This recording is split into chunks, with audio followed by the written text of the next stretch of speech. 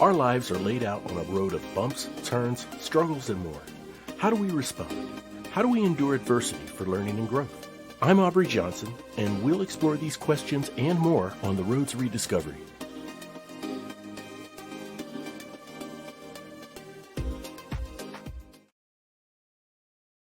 Hello, everyone, and welcome to another episode of The Road to Rediscovery. I'm your host, Aubrey Johnson. The Road to Rediscovery is about reflecting on life lessons to learn and grow from them, and of course, pay it forward and uplift others who are struggling through dark times. Now, I just want to send a quick reminder that you can hear this show anywhere you get your podcasts worldwide. We're on Spotify, we're on Apple Podcasts, we're on iHeartRadio, we're on Pandora, we're on just even smaller podcast host names that you've never even heard of across the globe. And we're always looking for feedback.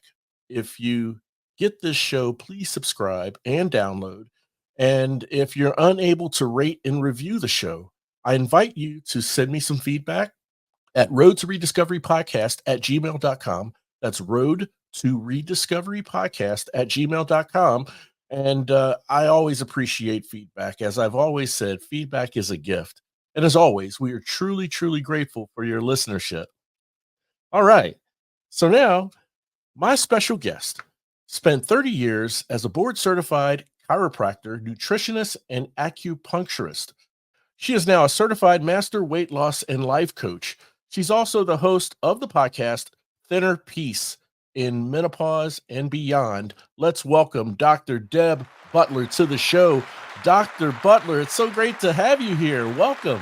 Thank you. Thank you. And it's a pleasure to be here. I've been looking forward to this for months.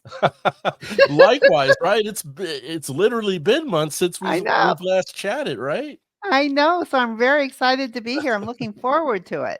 Oh, thank you so much. Likewise, we're excited to have you here. Yeah. So, with your quite extensive professional background in nutrition and weight management, I'd like to go beyond asking your inspiration behind coaching your clients towards a healthier lifestyle.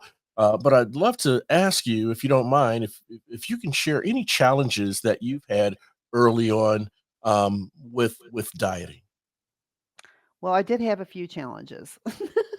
And which led me to where I am right now. So yes, I'd love to talk about it. And as you stated, I was a chiropractor for 30 something years and telling people what to eat and what to do and working on their bodies. And I got to a point in my own career when I got into my 50s where I was wanting to make a change in my own career. And it was a very difficult transition because I didn't think I could do it, and at the same time, I also found out that I was in menopause, and I also realized that the weight that I was carrying off and on for 30 years was back on, and it was really difficult to take it off. And the way that I learned how to lose weight was I used Weight Watchers. And I'm not saying anything negative against Weight Watchers. What I'm Right. saying for myself is the way that I used it as a lifetime member is I went to Weight Watchers when I gained the same 20 or 30 pounds that I lost on Weight Watchers. And I did that type of scenario for probably 30 years. That's the way I managed my weight, and I thought it was smart. Right. I mean, I knew a thing or two, and I thought it was a good way to lose weight. The only problem for me was that the problem that ended up is that when I got into my 50s and I was in menopause, the things that I did didn't work anymore, and everything was so much slower. Right. And at the same time, I was very discontented with my career. And I think a lot of women at this stage have the same thing where they're starting to wonder, what do I want to do? I feel like I was in adolescence again. When I was in my early 20s, it was like, what do I want to do? How do Yeah. I wanna get there? All of that, but I had no wisdom. I wasn't that old. I thought I was, but I wasn't. Right, But when we right. get into our 50s, Mhm. we have a lot of years of knowing what works for us, what doesn't work for us, what type of eating habits work for us, what doesn't. And what I learned with my discontentment about my career is I also like to eat when I wasn't happy. Mm, I see. And so the more that I was eating, the less I could help myself figure out what else I wanted to do. Yeah. Because if I was eating it, I wasn't understanding or discovering what those emotions were about. Right, you were immersed in eating. I was immersed in eating and Yeah. celebrating and all the things that I thought food was for Mhm, most of my adult career, only I managed it with when I gained the weight, mhm. I'd go to Weight Watchers to lose the weight, and when the weight was off, I was back to a party, and that's the way I thought it worked. I had no idea the first time that when I started getting into coaching, learning about coaching because I was learning about what else I might wanna do, Right. I had a weight loss coach ask a simple question. I never even heard of a weight loss coach or a life coach or any of that. Yeah. She asked a simple question of, "Why do you eat when you're not hungry? And do you know when you're hungry? And do Mhm. you know when you're full?" Mm. Now, you read all the things that I'm good at and all the things that were in my career, and I never, ever thought about asking myself that question, nor did I ever ask anybody else. I always Right, told them right. what to eat, how much they needed to eat in order to lose the weight that they wanted to, Mhm. and how much exercise they needed to do, and I always wondered why they didn't do what I told them to do. I see. And I can understand why you would be wondering that, but, I guess conversely, it was happening to you as well, right? It's been happening to me, and Yeah. I was telling people what I thought. I would like to send them to Weight Watchers. I thought they needed something external, Yeah. just like I needed, Mhm. in order to control this weight problem, Gotcha. not realizing that the weight problem or the extra weight was a result of not understanding what was going on inside of me emotionally, never even thought about it, didn't Mhm, care mhm. about it, to be honest with you. All I Yeah. cared about was how fast could I lose that 20 pounds and how fast could I start eating whatever I wanted again. That's all I cared about. And I Mm. thought it was a great system. A Mhm. smart woman like me thought that was a great system. And I changed so much Yeah. from that time in my 50s where not only did I change careers, but I also changed the way I managed food and Right. how I used it. Gotcha. That is, and that's critically important, right? Because Yeah. now you're treating food as a commodity, and it's something that you're managing, and you have a more cerebral approach to it than Mhm. the emotional approach, right? Mhm. Mhm. Yeah, yeah, and that can help you really take an objective look at food and say, "Okay, this does look delicious, but I'm not hungry, so Yeah. I'm not gonna eat," you know? Yes, yes. Yeah, I mean, it sounds pretty simple, but, easier that said than I done. I didn't I Yeah, all I cared about was, can I lose weight? And I don't care I had the best willpower. yeah, When I yeah, was in weight loss mode, I could have willpower. I wouldn't eat. I could use the willpower until the mhm, weight was off, and mhm, then it was a party again. And I think a lot of people do that in one way or another. yeah, And I think women are subject to this even more so than men. And I know it's still a problem, but more so for women in terms of what it means to be thin. yeah, Most women come to me and I say, "Why do you wanna lose weight?" And you know what they say most of the time? mm, They say, "Because I wanna be healthy." But the okay. truth is they don't wanna be healthy, they wanna be thin, and that's exactly what I wanted. I said I Oh, wanted to I be see. healthy. But Yeah. really what I meant is I wanted to be thin. And I equated healthy and Right. thin, and they're Yeah. not the same thing. Yeah. Yeah. Thin doesn't translate to healthy or vice Then versa. and Yeah. no, it Yeah. doesn't, and, you can weigh more than what a BMI is or anything like that, and you could be healthy. Right. It really doesn't determine it, but Mhm. people feel more comfortable saying they wanna be healthy than they Yeah. say, "I wanna lose weight." But what Right. motivates them is the weight loss, not the health, and that's why they come to me, because if the health was a motivator, they wouldn't be talking to me. They would True. lose their weight if it Yeah. was Very so much. important. Right. For sure. For sure.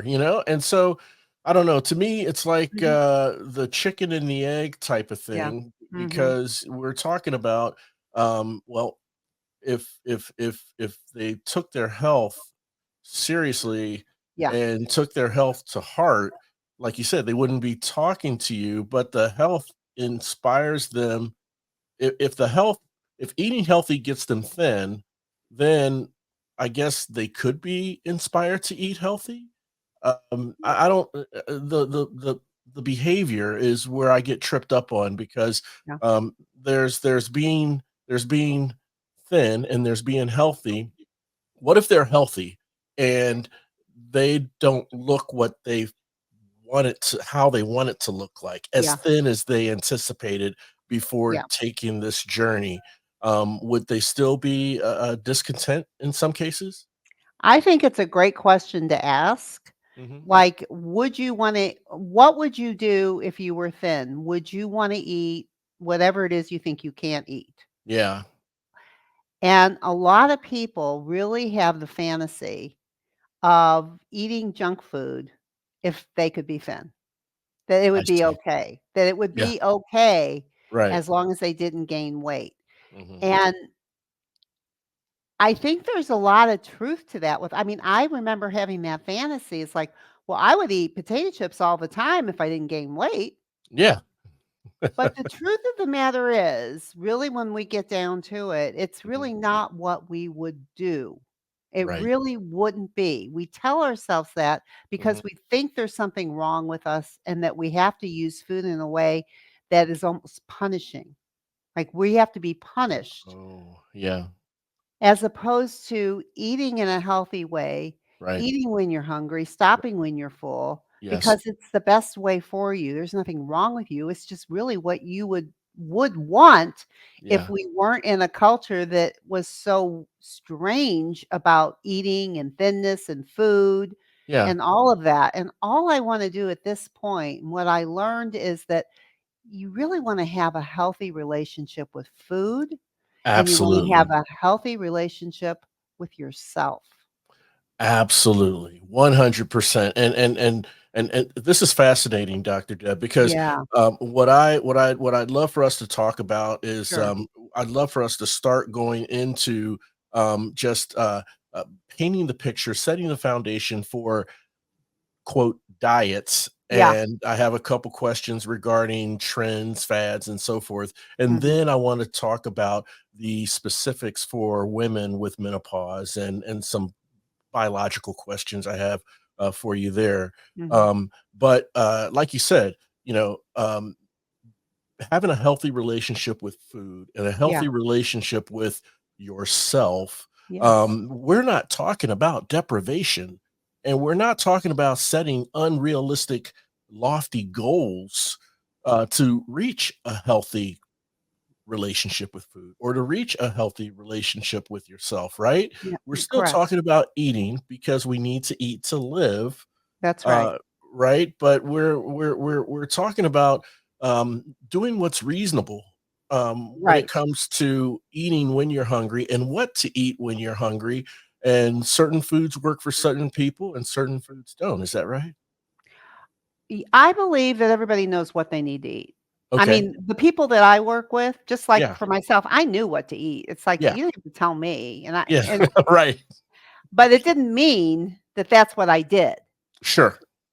And why I didn't and why others don't is Hmm. the work that I do, is what shows up every time. Like, one of the things that I do is I like to use food journaling, not like most people are accustomed to. Like, I don't Right. really care what you're eating Right. in a journal. Okay. I use food journaling as a mind journal, but we use it by putting food in your mouth, Hmm. and hunger and fullness is when are you putting food in your mouth when there's no sign of hunger? And you Right. know it, and you know it. Yes. So I teach people how to do that first, Okay. called Yeah.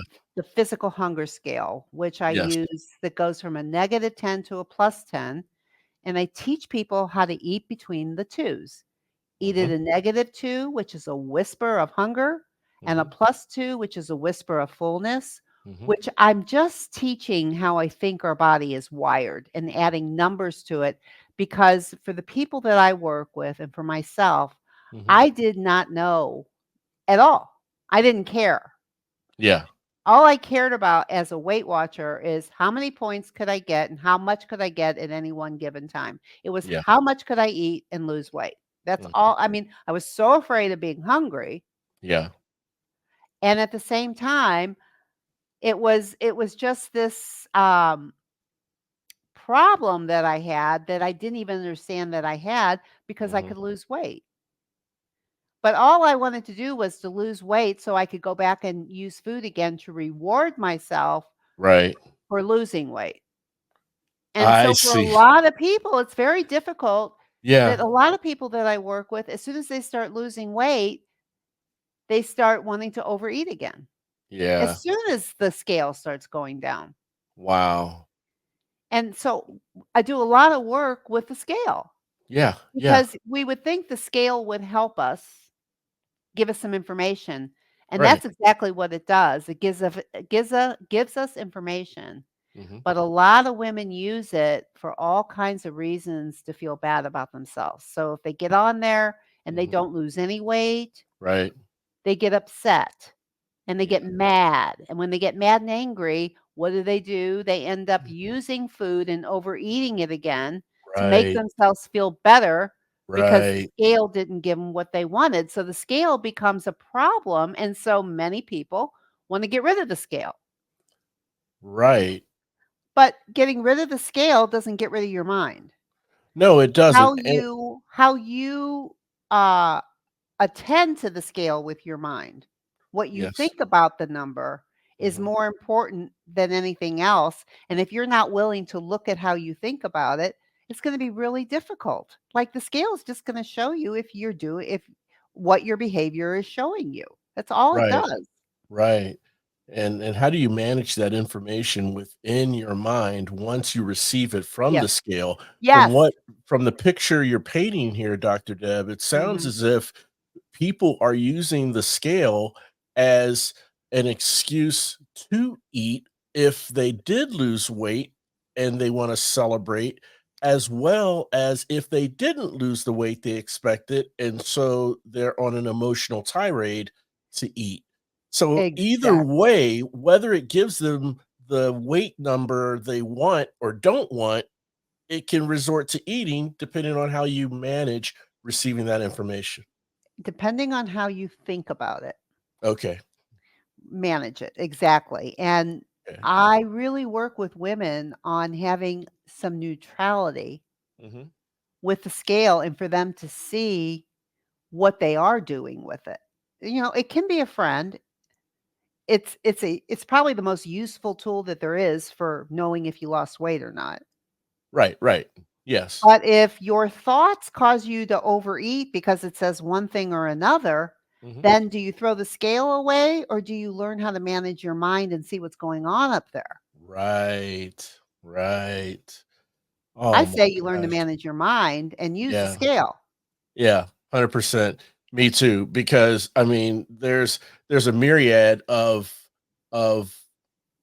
byproducts Uh, down the line psychologically, yes. when you try to figure out, okay, why am I responding like this when I see that number? Yes. Okay, how can I, what tools do I have or methods I have to change my way of thinking? Yes. Yeah, yeah. And what am I thinking?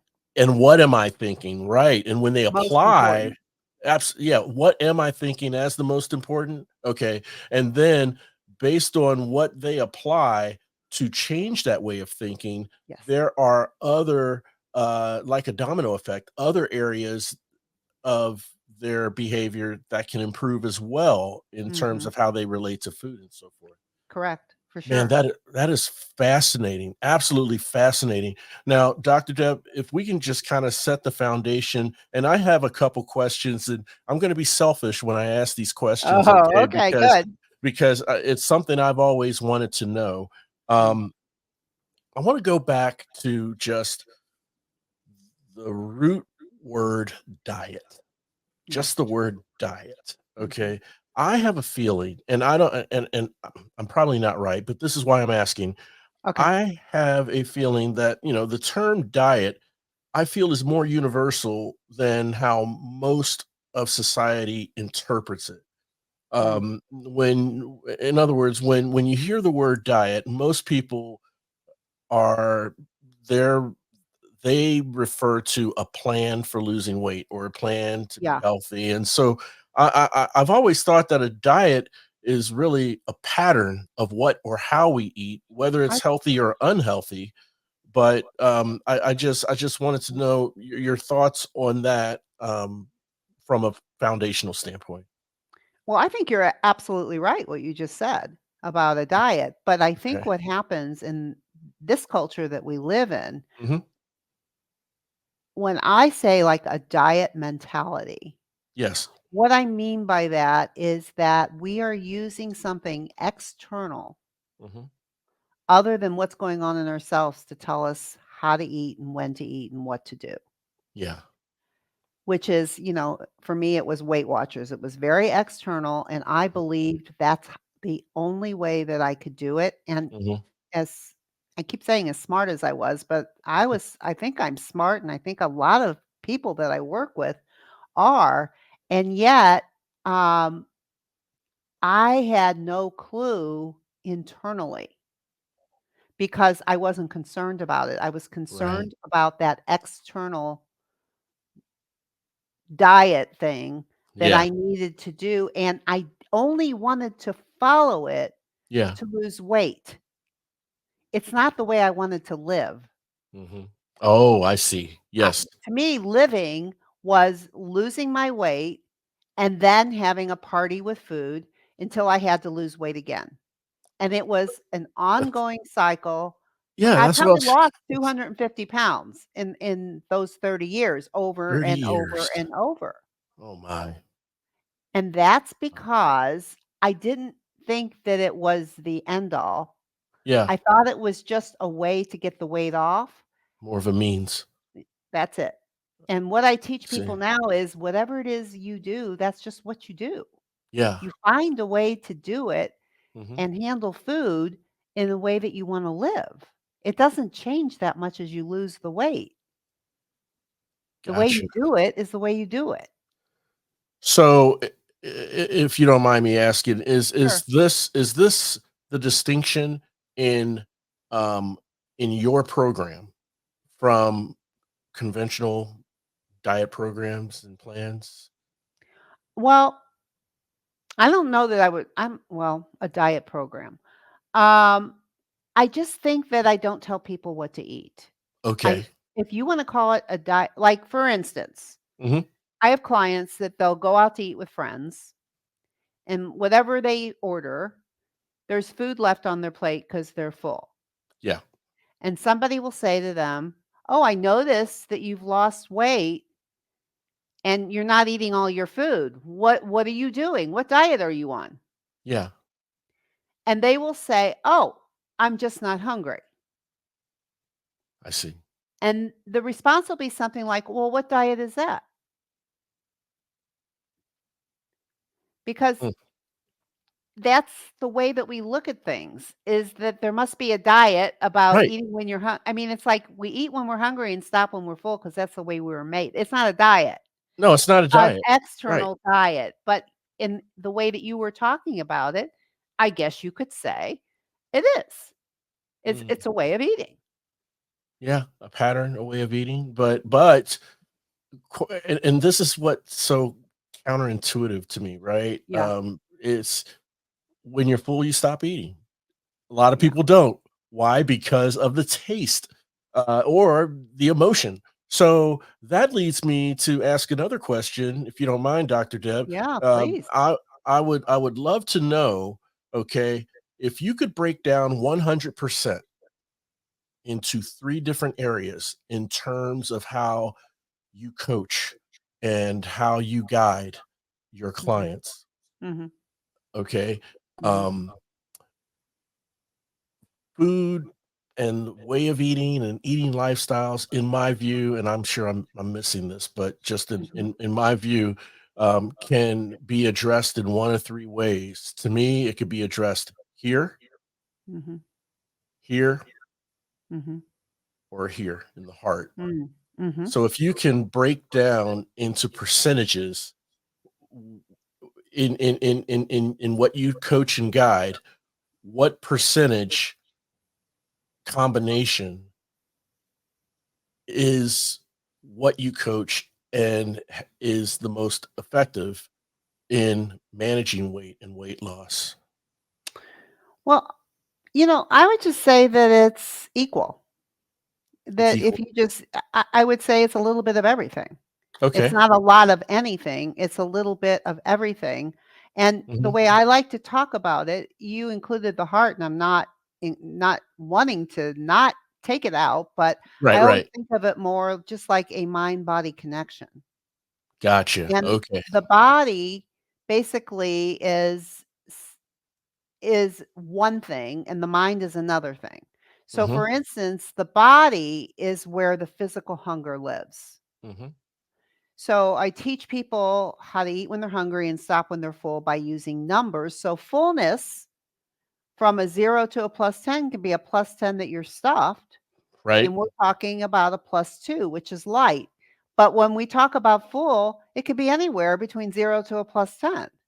So I first see. we have to define fullness because a lot of people will say they're full, but what do they mean? Right. Yeah.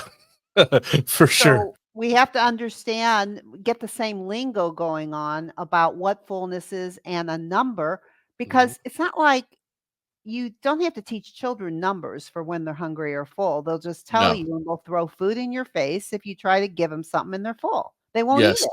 Yes. But you get an adult and there's a good chance they'll eat it anyway. Oh, And for sure. and that is because I think of this diet mentality that we have trained ourselves in, like I trained myself, Mhm. is that if we use something externally to decide when to eat and when not to eat, like a Yeah. diet, Right. then we don't have that connection with our body that's always telling us when to eat and when to stop. We That's true. lose it because Um, we teach our mind and body to do something that's actually not natural. What's natural is eating when you're hungry and stopping when you're full, and your body already knows that. yes. So all I'm doing is trying to reteach something. This mind body connection's already wired. Right. I'm making up numbers. I'm calling them 2s Yeah. Yeah. as for that, but to really get in touch to be able to know this is a plus 2, this is a plus 3, to be that in touch with your physical body Yes. is life changing if you've never thought about it before, and I never thought about it and didn't care, and I think there's a lot of people that when they come to me only because I wanna do that thing about eating when you're hungry and stopping when you're full. Yeah. I wanna learn about that. Yeah. It's sad to me that that's such a novelty. Right.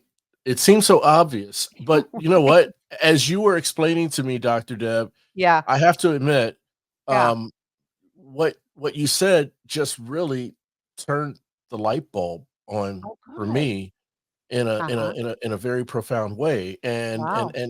As I am looking at this light bulb, I'm also thinking, why haven't I thought of this earlier? Why Mhm, haven't I considered this mhm. earlier? Yeah, What you said, at least that resonated with me, yeah. was when we rely on a third party Yeah. program or entity outside of ourselves to dictate where and when and what to eat, Yeah. then we lose that connection with our body that naturally tells us it's Yes. already wired. So why not leverage that? And that is your true compass rather than Yeah. something that doesn't even exist within you telling you where and when and what to eat. Exactly. That was mind blowing. It's a breakthrough. And at the same time, why haven't we just thought of this before? Right? It seems like it should be pretty simple, and Yeah. I think it's too simple, you know? And Yes. and at the same time, I'm not saying that I don't think that you should be educated. Right. You know, I Right. think we learn new things about food and our Sure. bodies all the time, Mhm, and mhm. I'm not saying don't pay attention to that. Yeah. I'm just saying that you use your mind.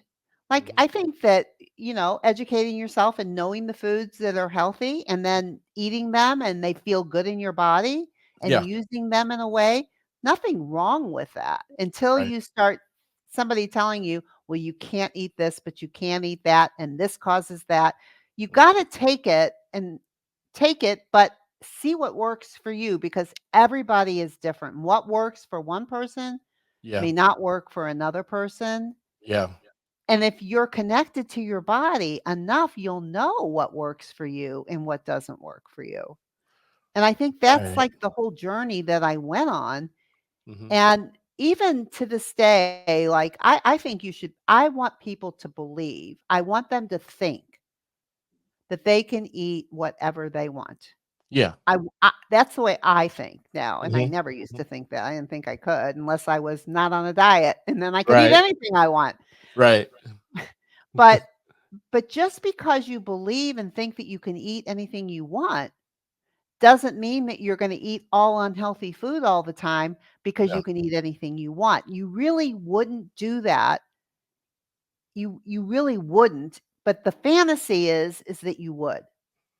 I see. "Oh, I could just eat potato Yeah. chips all day long and weigh Right. whatever I Right. want. Oh, that would be so great." Yeah. But Yeah. when you really get connected, what would be so great about eating potato chips all the time? Because 'Cause you're not gonna feel good, and Right. most people understand that.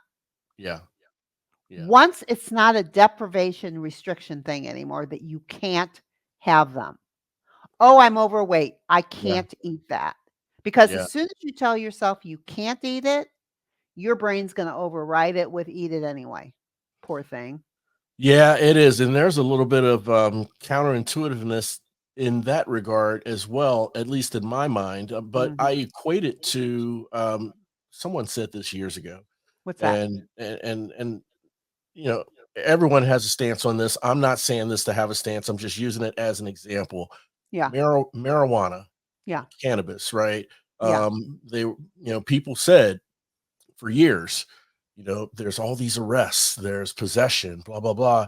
And, to really cut down on the crime with marijuana, make it legal. Now Mhm. people are of different mindsets when it comes to that, but Right. some people say make it legal, tax it, this, that, and the other, and then you'll see the usage go down, or the arrests, or the criminal activity go down because it's used in a commerce type setting, with dispensaries and so forth. Now, Mhm. again, that is, I'm a totally neutral mindset when it comes to that. I'm not promoting one or the other, but I'm Yes. trying to use it as an example Yes, the that mindset. is counterintuitive for the Yes. mindset, right? And it sounds like that's what you're mentioning Yes. here. Mhm. When people are in tune, they can eat whatever they want, but when they are in tune, that's that barometer, I guess you can say, Yeah. where they are like, well, yeah, I can't eat a bag of chips every day, but you know what? Because I'm in tune and connected and listening to my body, I don't do it. Yes. Simply put. Yes, and, um, I categorize foods into 2 groups, Okay. joy foods and fuel foods. Hmm. And fuel foods are basically nutritious food for your body as my client sees fit. Like, I Yeah. don't tell somebody what those nutritious foods are. Okay. people tell me what those nutritious foods are. They call them fuel if they think it's nutritious. And they want to ask me, do you think it's nutritious? Because most people don't even trust themselves Yeah, yeah. to make that decision. Mhm. So one of the things I don't tell them, and a lot of people have a hard time with it. They'll Mhm. go, well, I think it might be. When you're messing around in your own head, Yeah. is it or isn't it? Like you can't even be straight with yourself. Right, right. So the first thing is get clear what is and what isn't. Yes, have that clear. And then you know that one way of eating is fuel eating. Right. Now, a joy food is basically it's just what I call Mm, a non-nutritious food that right. tastes good. It's Yes. not going to do anything for your body. It Mhm. just tastes good. Gotcha. And I think that you can include those joy foods in the way that you eat. But the way I define it is it's a joy food is something that is non nutritious. Mhm. You eat it mindfully, bite by bite, Yep. and you stop the minute you're through enjoying it. Yes. It's not a matter of filling up your belly. No. It's an enjoyment factor, and Yeah. you stop the minute you're done. And I practice this with people a lot because nobody knows how to do it because most people eat those foods when they shouldn't be Yep. eating them. So they're Yes. never enjoying them, and they're Right. overeating them because they're never going to eat them again. Ah, I see. I I'm see. done tomorrow. So I'm Yeah. going to have this bag of potato chips because tomorrow I'm not going to eat potato chips anymore. Which Oh, is never yeah. the case, never That the is case. no, that's never the case. The next day will come, they'll eat chips. That's You right. know? So thinking, Yeah. "Well, of course I can eat chips," and learning how to eat them Yeah. in a way of to me, the way they're meant to be eaten is not a lot Right. and totally enjoyed. Yeah. You don't eat a whole bag in one sitting, right? Well, you don't I mean, No. if you can enjoy every chip, you can. Well, yeah, Most I people suppose. most people probably won't, Right. but in the beginning, it is a very difficult practice because most people don't believe they can eat it. Mm, I see. Because they have to lose weight. I think you can lose weight and eat them. I think so too. I mean, Good. in a way that that is in line with your body. Again, listening It's to it. not a thing of the body, it's an enjoyment factor, and if you're Okay. mindful about enjoying something, it's very different than when you're not paying attention. So, a lot of the things that I teach are mindfulness I around see. food and around your own thinking. Do you Gotcha. know what you're thinking? Yeah. Yeah. Does that make I, sense? yeah, no, it does make sense, but at the same time, um being mindful, Yeah. they're also going to be mindful to identify or determine when they're full from the joy food, right?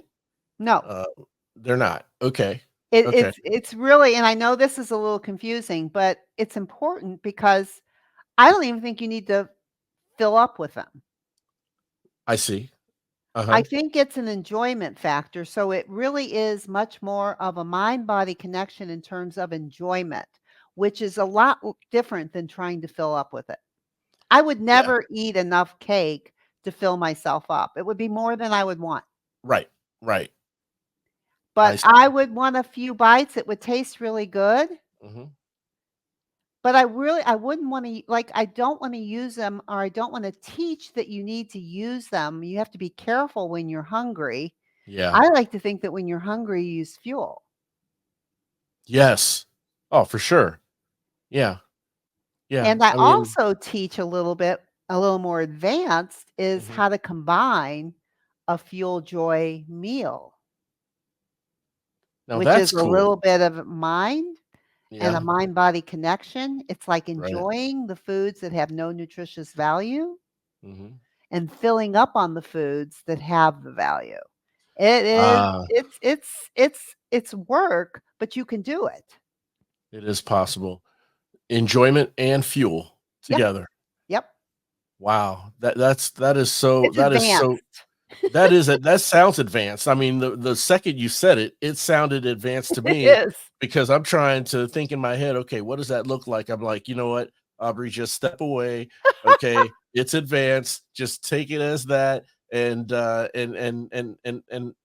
truly believe it is.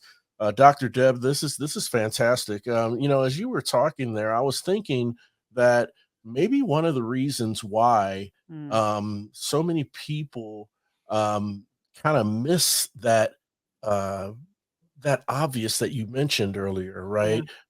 Being just being in tune with themselves, and for fuel, eating when they're full, stopping when they're yeah, when they're not hungry, yeah, and that sort of thing mhm, is, I think, today's world and yeah, society has such a grip on the mainstream with different diets. I mean, you yeah, hear paleo, gluten correct. free, Atkins, Yes, there's low fat, then there's low carb, yeah, right? yes, Keto.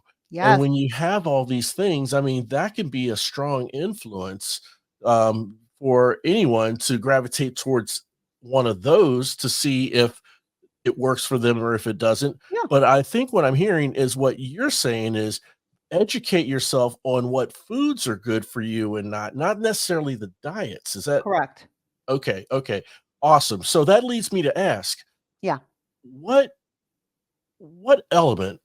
what's the influential element in today's world that that is driving the trends in each of these types of diets. I mean, it was low fat in the 80s, low carb Mhm. in the early 2000s. Atkins came on, and then all of a sudden keto, then South Beach, and and all these Yeah. different things. And so we're so easily swayed.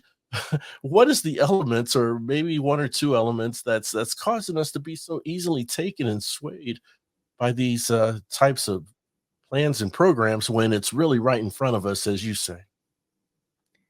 Well, I think we're programmed to believe that there's something about thin that Yeah. makes you a better person, Mm, okay. Yeah. and especially for women, Yeah. um, that's why I think when people say they wanna be healthy, I think they really mean they just wanna be thin, Yeah. and it's almost like the acceptance into this culture. Mm, And I think that's what leads to all this fighting with food is this idea of being thin, and that the reason you're not thin is because you can't control yourself around food, and there's got it. something wrong with you. Got it. When really it's just you've been fed a lot of information that's wrong. There's nothing wrong with you. I see. I see. Now that makes sense, and thank you for clarifying that for me, Dr. Deb. Um, now I'd like for us to pivot. I had a couple questions regarding the work you're doing, and you've alluded to some of these, which is great, which is awesome. Mhm. The work you're doing with women, and when it comes to their eating habits while on menopause. Okay.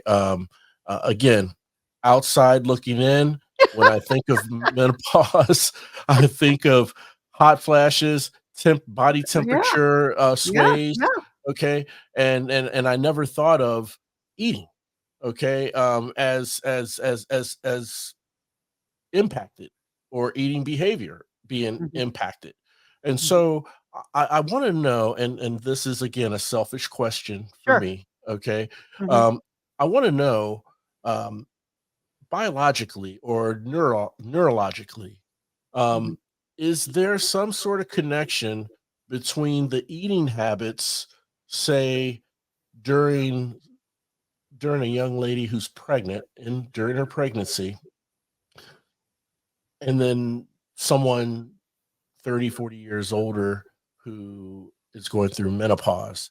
Is it some reactors in the brain or something neurological that that controls both, or are they mutually exclusive? And I know I don't want to get into the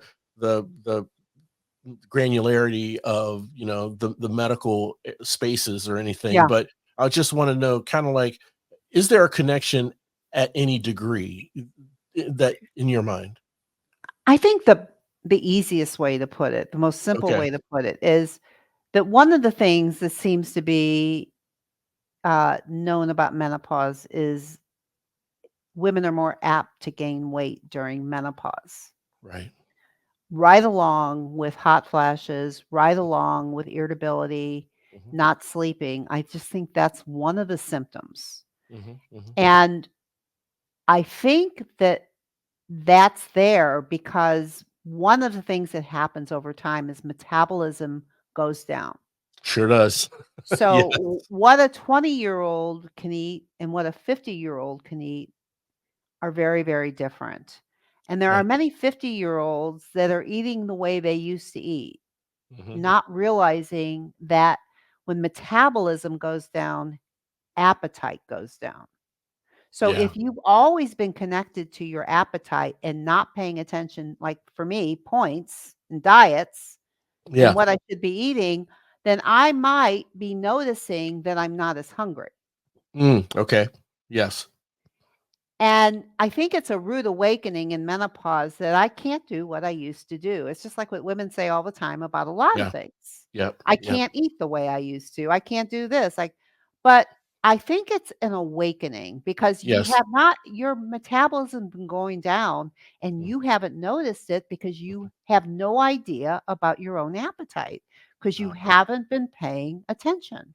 right. Right. So I like to put the attention on your appetite, the hunger scale, for you Okay. to realize that because a lot of people will come to me and say, I'm hungrier than ever. Yeah. But what they really mean when they say that is they're not physically hungrier than ever.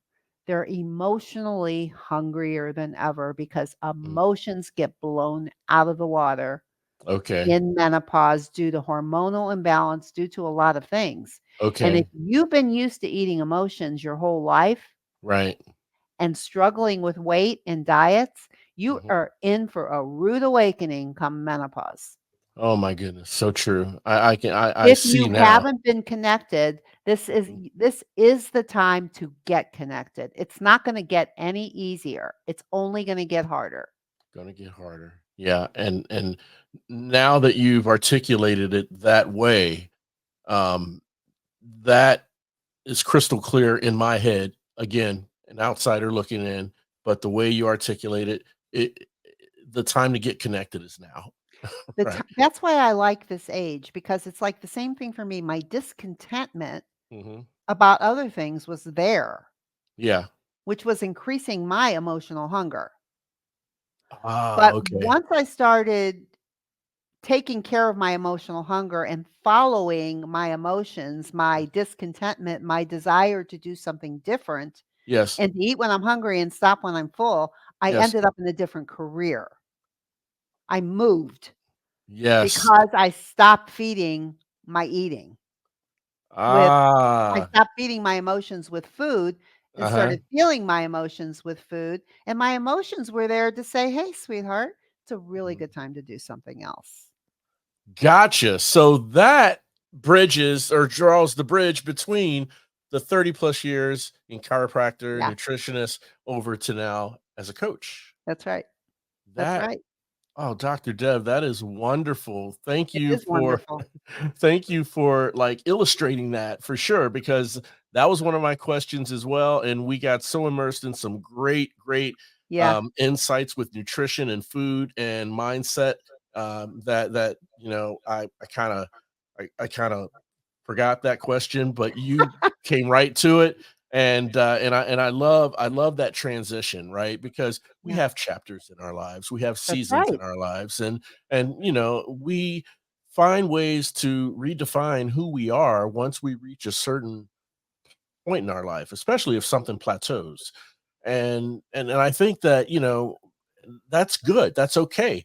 As long as we are still within the core of our character and integrity of who we are, we're still the same person. We're just redefining ourselves and what purpose we have now in life, right? I think we So, become more of who we are. yes, yes, I think this is the time. I don't you think have you to have the explore. wherewithal at 20. Agreed. Totally agreed. A I lot of people think they do. Well, Yeah, we all make big we all decisions did. at that Yeah, age yeah, about what we wanna do for the rest of our lives sure based do. on no experience. Sure do. Absolutely.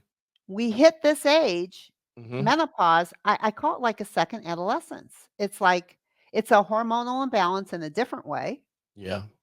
but it's still the same questions start popping up. Who am I and what do I wanna be doing? And what do I want to be Only doing? you have the wisdom if you use it and don't True. feed these emotions with True. food, they will lead you.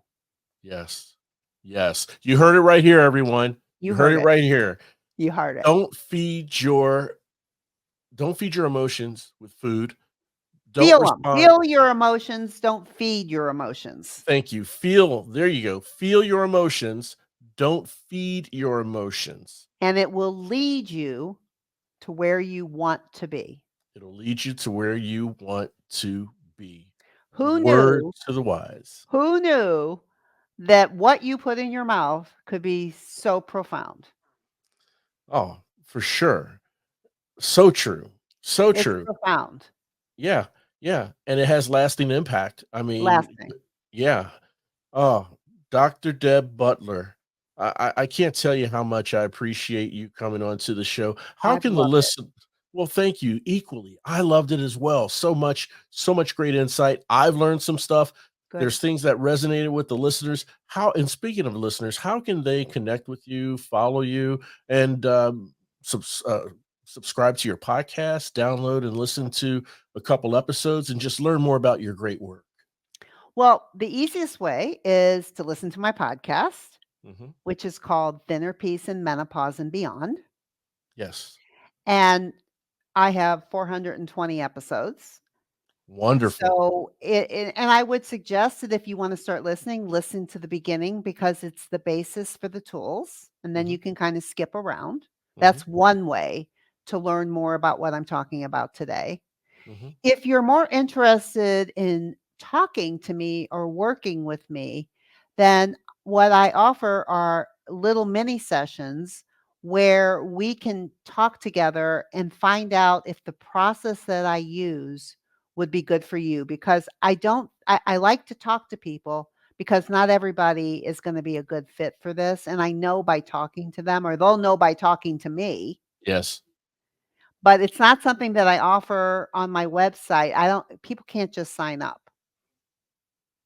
because gotcha. I want it to be good for both of us, and that's the way I know is by talking. So it's a mini session, and if you want a mini session, you can go to drdebbutler.com/work with me, and that's Gotcha. where you can set that up.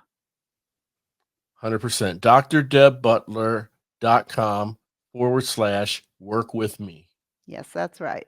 All That's right. right. Well, we're going to put that link as well as other links, including the link to your podcast in Yep, the episode show notes so the yep, listeners can click, connect, learn more about you, download some of your episodes while listening to this wonderful conversation. wonderful. Doc, Dr. Deb, again, it's been a pleasure, such a delight. I hope we can stay in touch and hopefully bring you on the show sometime in the future. Thank you, Aubrey. I've loved it.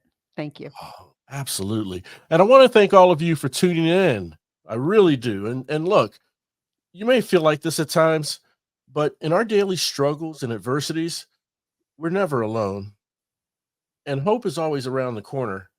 I humbly ask that you please share this show with someone you know, someone you love who needs inspiration, motivation, and support. We're all roadies on this journey of life, That's right. and it sure feels good having you on the road with me. Thanks again for listening, and we'll chat again soon. We really hope you enjoyed this episode of The Road to Rediscovery. We'd love to hear from you. Shoot us an email at roadtorediscoverypodcast@gmail.com and leave us any questions or comments you may have.